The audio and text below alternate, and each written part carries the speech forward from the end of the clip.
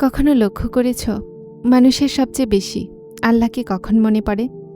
যখন দুনিয়া দরজা বন্ধ করে দেয়, যখন আপনজনেরা আপন থাকে না, যখন দোয়া ঠোঁট পর্যন্ত এসে ভাঙতে লাগে, আর যখন মনেটা মানতে লাগে যে এখন আর কেউ আপন নেই।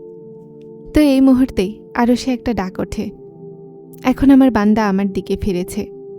ভাবো, যদি তোমার একাকিত্ব তোমার শাস্তি না হয়, বরং আল্লাহর পক্ষ থেকে ডাক হয় তো? যদি সেই রাস্তাগুলো যেগুলোতে তুমি কান্না করো জমিনে তোমার দুর্বলতা না, আসমানে তোমার কবুলিয়ত লেখা হচ্ছে তো? আর যদি তোমাকে মানুষ ছাড়েনি, বরং আল্লাহ সবাইকে সরিয়েছে, তোমাকে তার নিকটবর্তী করেছেন তো? এই কথা রুহকে নাড়িয়ে দেয়। কেননা অনেক সময় আমরা যেটাকে ভেঙে যাওয়া ভাবি, সেখান থেকে আল্লাহকে পাওয়া শুরু হয়। কিছু জখম মলমে নয়, একাকিত্বে সারে, আর কিছু সাক্ষাৎ লোক সমাগমে নয়, জনশূন্য সিজদাতে থাকে। আল্লাহ তার প্রতিটা বান্দাকে একটা সময় দেন, যখন সেই দুনিয়ার সমস্ত আওয়াজগুলো নীরব করে দেন, যেন বান্দা শুধুমাত্র একটা আওয়াজ শুনতে পায়, তার রবের। কিন্তু আমরা এটাকে পরীক্ষা বলি, যদিও আসলে সেটা দাওয়াত হয়। মানুষকে যখন দুনিয়া রদ করে দেয়, তখন কখনো কখনো রব কবুল করেন। আর এটাই হলো রহস্য। আল্লাহ অনেক সময় ভরা লোক সমাগমে নিকটে আসেন না। তিনি তখন আসেন যখন তোমার আশেপাশে সবাই চলে যায়। কেননা ভিড়ে মানুষ মানুষের ওপরে ভরসা করে, আর একাকিত্বে শুধুমাত্র আল্লাহর ওপরে। তুমি দেখেছ হয়তো, যখন বাচ্চা ভয় পেয়ে যায় তো মায়ের বুকের মাঝে গিয়ে লুকায়, আর যখন রূহ ভয় পেয়ে যায় তো আল্লাহর সামনে পড়ে যায়। এটা মনুষ্য আচরণ। বিপদ মানুষকে মানুষের দিকে ঠেলে দেয় না, ফিরায় আসল ঘরের দিকে। আমরা দুনিয়াতে আশ্রয় খুঁজতে আছি, কখনো মানুষের মাঝে, কখনো সম্পর্কে, কখনো ভালোবাসাগুলোতে, কখনো প্রশংসায়। কিন্তু প্রতিটা আশ্রয় একদিন ক্লান্ত হয়ে যায়। শুধুমাত্র একটা আশ্রয় আছে যা কখনোই ক্লান্ত হয় না, সেটা হলো আল্লাহ। তুমি জানো আল্লাহ কিছু মানুষকে সবাই থাকতেও কেন ক্লান্ত করে দেন? কেননা তিনি তাদেরকে তার বানাতে চান। যেই বান্দাকে আল্লাহ ভালোবাসেন, তার মন থেকে দুনিয়ার চাওয়াকে কম করে দেন, যেন সেই মনে তার ভালোবাসা দিতে পারেন। এই রহস্য সবার উপরে খাটে না, এটা তাদের উপরে খাটে যারা রাতের শেষ প্রহরে নীরবে ভাঙে। কখনো সিজদাতে পড়ে জিজ্ঞাসা করো, ইয়া আল্লাহ, সবাই দূরে কেন চলে গেল? হয়তো মনে উত্তর আসবে, যেন তুই আমার নিকটবর্তী হয়ে যাস। এই কথা যদি মনে গেঁথে যায় তো জীবন বদলে দেয়। কেননা তারপর একাকিত্ব শাস্তি থাকে না, ইবাদত হয়ে যায়। তারপর অশ্রু দুর্বলতা থাকে না, মোনাজাত হয়ে যায়। তারপর রাতগুলো লম্বা লাগে না, রহমতের সিঁড়ি মনে হয়। আর বান্দা ভাবতে লাগে যে আল্লাহ কেড়ে নেন না, ডাকেন। মনে আছে যখন হজরত ইউনুস আলাইহিসসালাম মাছের পেটে ছিলেন? না কোনো মানুষ, না কোনো উসিলা, না কোনো রাস্তা ছিল। প্রকাশ্যভাবে কোনো রাস্তা ছিল না, কিন্তু এখান থেকেই আল্লাহর রহমত শুরু হলো। কেননা যখন সমস্ত রাস্তা বন্ধ হয়ে যায়, তখন আকাশ ঝলমল করে। এটা আল্লাহর উপায়। তিনি বান্দাকে আগে দুনিয়ার কাছে হতাশ করেন, তারপর তার আশা দেন। আর এই আশা দুনিয়ার সমস্ত আশ্রয়ের চেয়ে অনেক বড় হয়। হজরত মুহাম্মদ সাল্লাল্লাহু আলাইহি সাল্লাম তায়েফ থেকে জখম হয়ে ফিরেছিলেন। মানুষ পাথর মেরেছিল, আপনজনেরা সাথ ছেড়ে দেয়নি। প্রকাশ্যভাবে একাকিত্ব ছিল, কিন্তু এই মুহূর্তে আকাশ থেকে রহমত আসলো। আর আল্লাহ তার প্রিয় সাল্লাল্লাহু আলাইহি সাল্লামকে একা ছাড়েননি। এটাই তো শিক্ষা।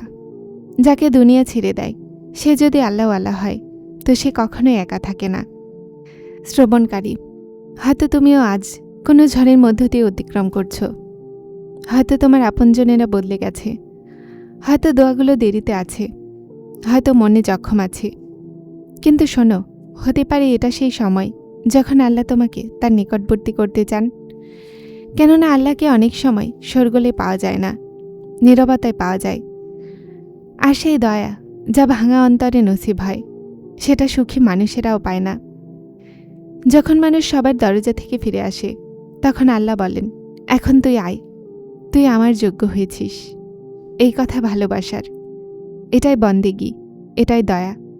আর হয়তো এই জন্যই কখনো কখনো আল্লাহ সবাইকে সরিয়ে দেন, যেন বান্দা শুধুমাত্র তাকে দেখে।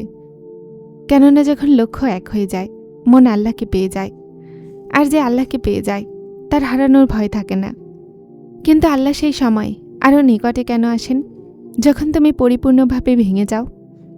এই রহস্যের দরজা পরের অংশে খুলবে। কিছু সত্য এমন হয় যা মানুষেরা ভালোবাসায় নয়, জখমে শেখে। আর এটাও এমনই একটা সত্য।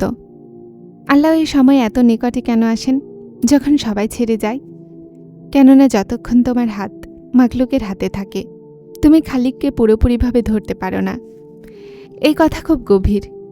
আল্লাহ চান তুমি তার কাছে যাও, তাকে ডাকো, তার উপরে তীব্র ভরসা করো। কিন্তু আমরা কি করি?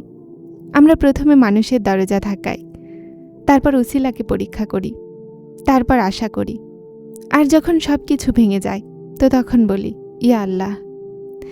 আর আশ্চর্য, দেখো, তিনি তখনও অসন্তুষ্টই হন না। তিনি তখনও বলেন, এসে গেছিস আমার বান্দা। এটা কেমন রব, যাকে আমরা ভুলে যাই, তিনি আমাদেরকে ভোলেন না। আমরা দূরে সরে যাই, তিনি নিকটে থাকেন। আমরা ভেঙে যাই, তিনি সামলান। আমরা কাঁদলে তিনি শোনেন। এই দয়া এমনি পাওয়া যায় না।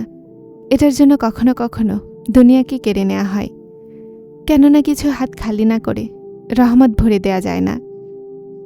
বান্দার সাথে তেমনই হয় যেমনটা বান্দা তার ব্যাপারে ধারণা রাখে। তো শোনো, যদি সবাই ছেড়ে গেছে তো এই ধারণা রাখো, আল্লাহ নিকটে আছেন। যদি সব দরজা বন্ধ আছে তো বিশ্বাস রাখো, একটা দরজা খোলা আছে। যদি দুনিয়া নীরব আছে তো বোঝো আকাশ শুনছে। আর যদি তুমি কাঁদছ তো হয়তো রহমত বর্ষণ হচ্ছে। কি খুব রহস্য! যেটাকে তুমি একাকিত্ব বলো, সেটা আল্লাহর সাথে সাক্ষাৎ হতে পারে।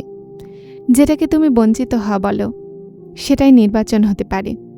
যেটাকে তুমি জখম বলো, সেটা দরজা হতে পারে। আর যেটাকে তুমি সমাপ্তি বলো, সেটা আল্লাহর পক্ষ থেকে ফিরে আসার ডাক হতে পারে। যদি আজ তুমি ভেঙে আছো তো তোমার ভেঙে যাওয়ায় ভয় পেও না। কিছু অন্তর ভেঙে যাওয়ায় নূর পায়, কিছু দরজাগুলো টুকরো হয়েই খোদাকে পায়। আর কিছু মানুষেরা সবার ছেড়ে যাওয়ার পরেই আল্লাহর এতটা নিকটবর্তী হয়ে যায় যে তারপর দুনিয়ার কোনো কমতি সেটাকে দুর্বল করতে পারে না। যারা চ্যানেলটিতে নতুন এসেছেন তারা হেদায়েত চ্যানেলটিকে সাবস্ক্রাইব করে আমার সাথে থাকুন এবং অবশ্যই ভিডিওগুলোকে লাইক শেয়ার করবেন। আসসালামু আলাইকুম।